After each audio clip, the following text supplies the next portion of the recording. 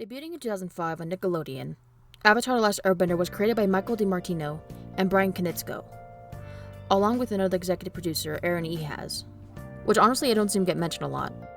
According to Wikipedia, he wrote these episodes and is the head writer for this episode I'm going to be talking about, and also works on The Dragon Prince, which I haven't watched myself but I heard great things about it.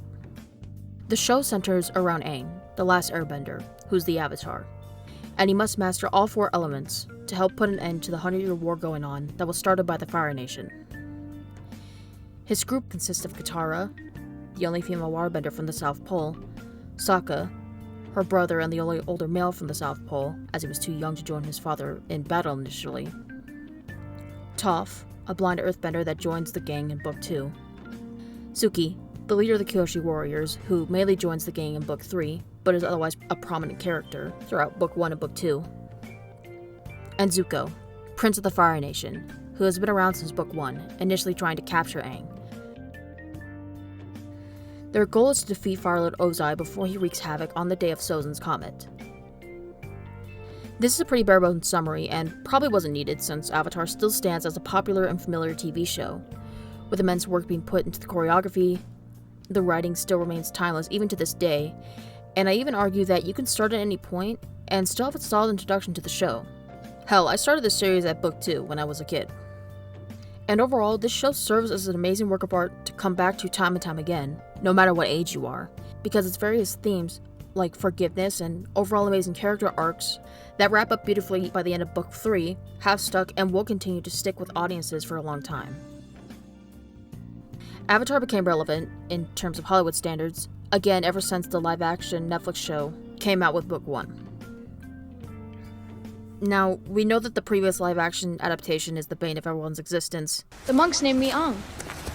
So I think the internet was simultaneously wary and hopeful of this live-action show, in that, hey, maybe it's better than M. Night Shyamalan's movie. But with the OG creators having left the production and some interesting articles being released not long before the show's release date, it did concern some fans, myself included, mainly about Sokka's sexist arc being reduced.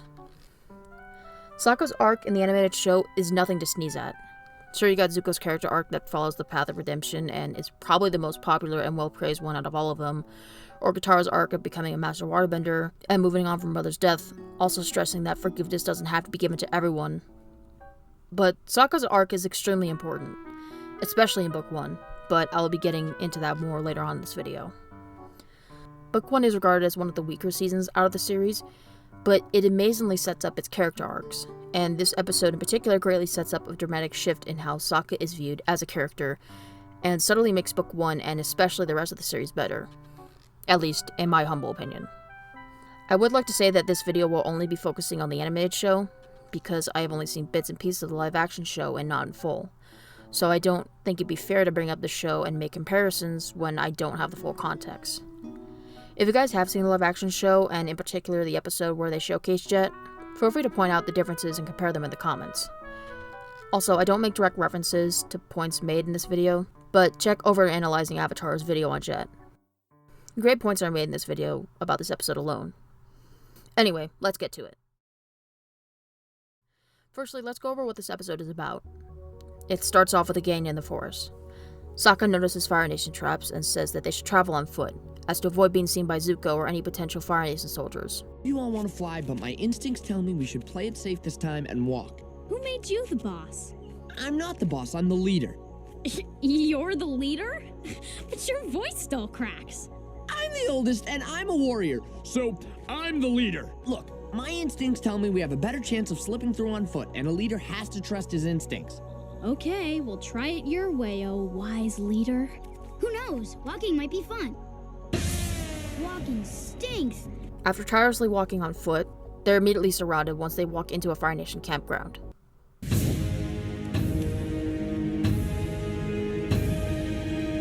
Run!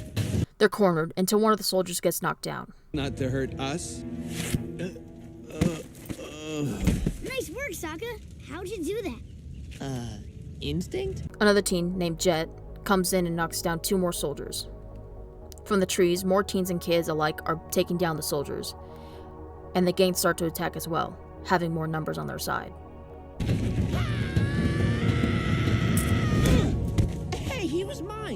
Gotta be quicker next time.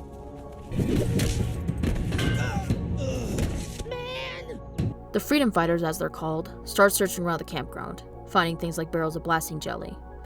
Jet invites them to see their hideout, Sokka already getting the short end of the stick from this experience, or in this case, the long end of the rope.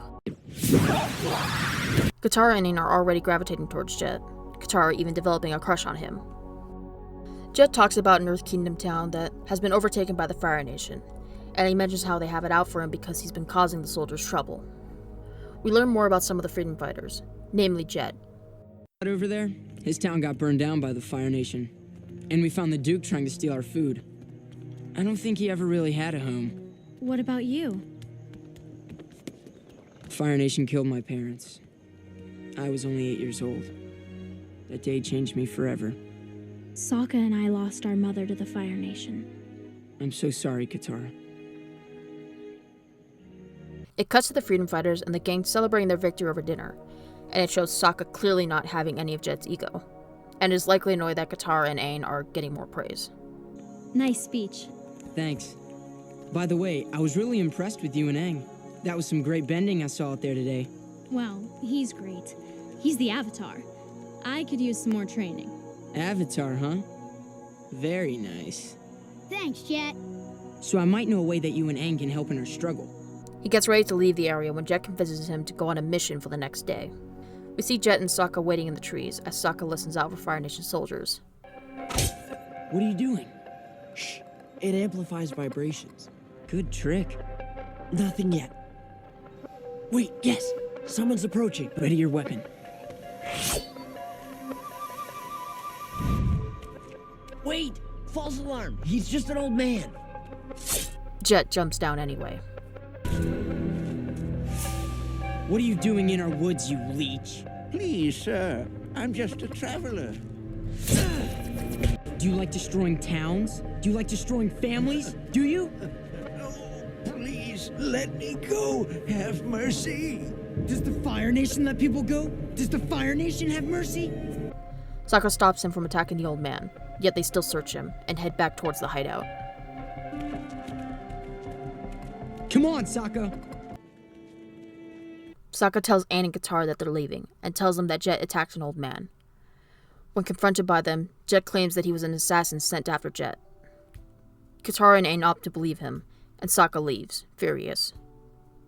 Jet tells Aang and Katara that he needs him to stay longer. Help. What can we do? The Fire Nation is planning on burning down our forest.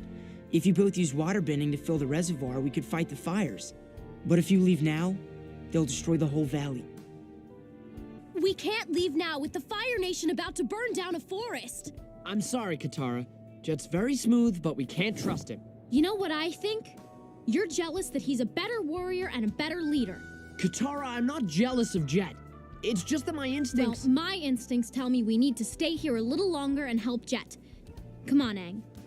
Sorry, Sokka. It's early in the morning, as Sokka is awoken to quiet chatter. Following the noise, seeing that it's the freedom fighters, as they're setting up barrels of blasting jelly. People in the town. Won't they get wiped out too? Look, Duke, that's the price of ridding this area of the Fire Nation. Sokka gets caught by Pipsqueak and Smellerbee. I heard your plan to destroy the Earth Kingdom town. Our plan is to rid the valley of the Fire Nation. There are people living there, Jet. Mothers and fathers and children. We can't win without making some sacrifices. You lied to Aang and Katara about the forest fire. Because they don't understand the demands of war. Not like you and I do. I do understand. I understand that there's nothing you won't do to get what you want.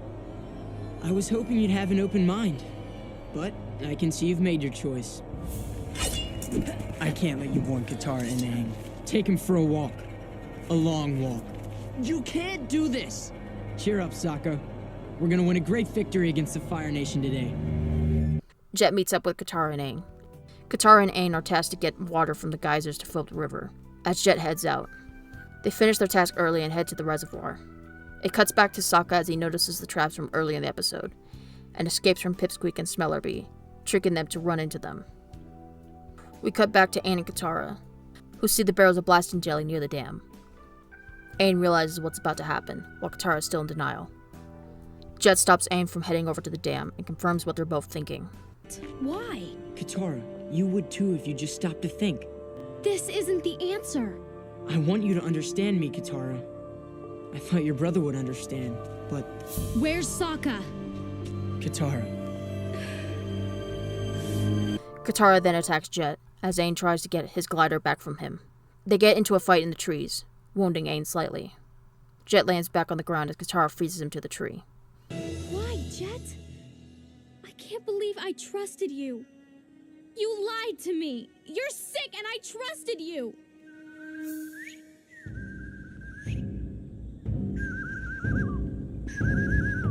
What are you doing? You're too late.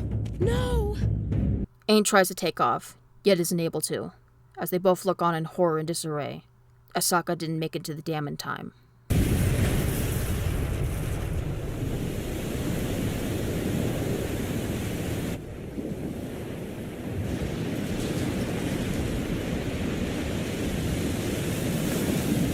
Sokka didn't make it in time. All those people. Jet, you monster! This was a victory, Katara. Remember that. The Fire Nation is gone and this valley will be safe. Sokka appears in the shot on Appa, explaining what he did. I warned the villagers of your plan, just in time. What? At first, they didn't believe me. The Fire Nation soldiers assumed I was a spy, but one man vouched for me, the old man you attacked. He urged them to trust me, and we got everyone out in time. The three of them leave Jet, as they praise Sokka's instincts, ending the episode.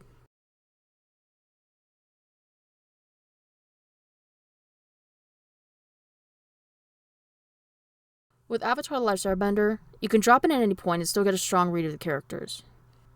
In this episode, you still see Aang as a well-meaning, lovable goofball, Katara being caring and passionate, whether it be people close to her or with people she doesn't know and wants to help, and Sokka, a sarcastic, fairly cynical individual who wants to prove himself as a warrior in some way. With this episode in particular, you get the impression that Sokka has shortcomings, but he still has good intentions with trying to establish himself as a leader, and how he takes it very seriously. Part of it may be to appeal some of his ego, but he is task-focused, to the point of almost appearing like a hardhead. By the end of the episode, you see the payoff where his instincts were correct, showcasing how he is responsible and smart. If you watch the episodes prior, you see how he's very untrusting of anyone, especially to those of the Fire Nation. He's even distrusting towards Aang in the first 2 episodes, even though he visibly doesn't represent the Fire Nation. He just doesn't want to take any risks that could put the village in danger. His tone shifts by the halfway point of episode 2. And in episode 8, he even sees that there are Fire Nation soldiers who are loyal to the Avatar, that being Shyu. Sokka, at this point, has had some experience in combat. By episode 4, he starts to become a better fighter because of Suki's training. Besides greatly humbling him in the combat aspect, his sexism immensely tones down afterwards. But he's still a novice who does charge headfirst into action, as we see in episode 7 when he tries to attack Heibai. But again, he had noble intentions, aiming to protect Aang. Despite him lacking in combat, we still see a great display of his intellect and quick thinking, in the episodes such as Imprisoned with the plan to get Katara arrested and getting the coal to the Earthbenders, or how he tried to create fake firebending with opening the doors in Avatar Roku, which, while didn't work, showed how he internalized his dad's lessons, and how he got the pirates to turn against Zuko in the waterbending scroll. You're really gonna hand over the Avatar for a stupid piece of parchment? Don't listen to him. He's trying to turn us against each other. Your friend is the Avatar? Sure is. And I'll bet he'll fetch a lot more on the black market than that fancy scroll. Shut your mouth, you water-tribe peasant! I'm just saying, it's bad business sense. Just imagine how much the Fire Lord would pay for the Avatar. You guys would be set for life. Keep the scroll. We can buy 100 with the reward we'll get for the kid. You'll regret breaking a deal with me. It's fair to say at this point we've seen Sokka's craftiness and quick thinking. This episode greatly highlights that aspect. But it also highlights another part of Sokka that we've only seen subtly, that definitely shines a different light onto his character. Sokka and Katara are pretty much the only ones capable in the Southern Water Tribe to handle larger tasks and duties, as it is mostly made up of young children, mothers, women, and the elderly, since all of the men have gone to help out in the war. Now, Katara has established prior that she does all the chore work while Sokka is off playing soldier, which makes him appear lazy and sexist in that regard. And in a lot of ways, he is. But in his own time, he's trying to teach the children about protecting themselves and battle tactics. Sokka takes his role as a warrior seriously, as much as he can anyway, given his resources at his disposal. With his father essentially tasking him to watch over the village and be there for his sister, that duty to protect has been ingrained into his brain. So, while you see Sokka wanting to take charge in this episode and him being envious of Jet's skills and being a leader, you see that love and urge to protect be displayed seamlessly with the village Jet wants to destroy. And what's amazing is that there are both civilians and Fire Nation soldiers there. And Sokka knows that. He knows that the soldiers could kill him. In the past, he has audibly shown his disdain for anyone of the Fire Nation. And for the most part, will charge headfirst into action rather than taking a passive, safer action. But we see that isn't the case here. Here, I think he's reminded of his own village.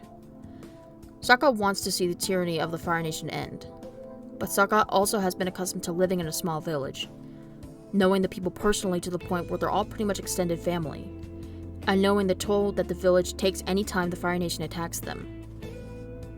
To him, Jet's attack isn't that different. The Freedom Fighters are overall well-intentioned. Jet and Sokka want the same results.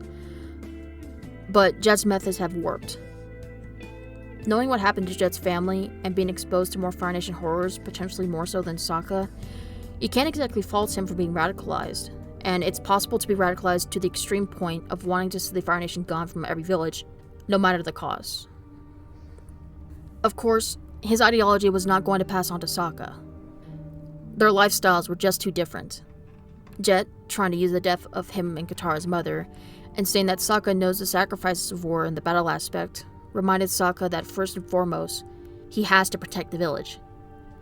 You see that by this point in Book 1, he doesn't view war as black and white, as he's willing to protect the old man Jet deems as a threat and the rest of the village. Sokka knows what he's currently capable of, having gotten into some battles and only managing to scrape by. If he went to the dam, he would have needed Aang and Katara's help. So instead, using his experience and knowledge of living in the Southern Water Tribe, having to watch over everyone, he trusted his instincts and went straight to the village. Sokka may not be a strong enough fighter at this point, but you cannot deny that he's a fantastic protector. The thing about the characters in Avatar is that they're really fleshed out in many ways. Sokka's arc from being a sexist, immature kid to becoming a well-rounded, resourceful warrior wouldn't have been as impactful without this episode, in my opinion. The Warriors of Kyoshi was a great foundation to breaking down Sokka's sexism and teaching him how to treat women better, whether they're experienced fighters or not. And it's great that it's the 4th episode as well. I think it's important to break down the sexist aspect of Sokka right away. You should shut down anything relating to sexism or ideologies like that. But it's important for the audience to understand why a character may act the way that they do. And while it shows seeds of it within the first 2 episodes, you get the full picture as you continue to watch the series. With Sokka in particular, you could start to make the connection that his sexist ideals come from the idea that he has to protect the village in place of his father and the rest of the men, and build enough strength to one day fight in the war. Bato the Water Tribe showcases this more as well, which, while is my least favorite episode, does present those ideas clearly through Sokka's flashbacks of his father leaving and the responsibility that has been placed upon him. The narrow thinking, I feel, caused him to charge headfirst into battles because he had this idea that warriors will choose to engage in battles to protect their village, when it's more nuanced than that. The episode demonstrates that there are more than one way to protect others, and I believe it trickles down more into later episodes, where Sokka uses his quick thinking for more strategizing and planning. The episode returned to homage who shows him coming up with a plan to get the citizens out of the village by pretending they're all sick with pentapox, which works. Sokka in the library gets the immediate thought of looking further into what the darkest day in Fire Nation history was, and get the future date for the next eclipse to beat the Fire Nation. You also see the brief seeds of him being mechanically knowledgeable, recognizing the Fire Nation traps, which goes further into episodes like the Northern Air Temple, or when he was making plans to invade the Fire Nation on the day of Black Sun, even making drafts of the submarines for the mechanists to create, or armor for Appa that day. This episode also, I think, further cements the bonding and trust the 3 of them have.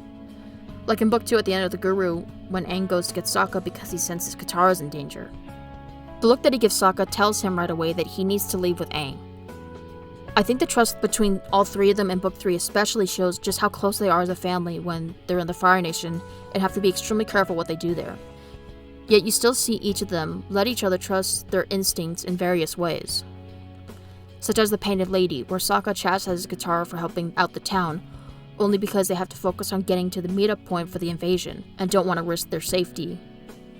But eventually joins Katara to help out the town and stop the Fire Nation soldiers from attacking the village. There's also the Puppet Master, where Katara doesn't stop Sokka's outright snooping within Hama's place, because Sokka's instincts have proven to be on the mark, and again here, he and the gang are willing to help out the village despite it being in the Fire Nation, because innocent lives are at stake. And I really do think it all has to do with the groundwork Book 1 established, especially with the episode Jet in particular. Sokka's last line here to Jet encapsulates a cemented value within the series. And within Sokka. Sokka, you fool! We could have freed this valley! Who would be free? Everyone would be dead. You traitor! No, Jet. You became the traitor when you stopped protecting innocent people. There's no better way to showcase how Jet changed how we view Sokka, and why I think it's his best episode. Thank you guys for watching and for making it to the end of the video.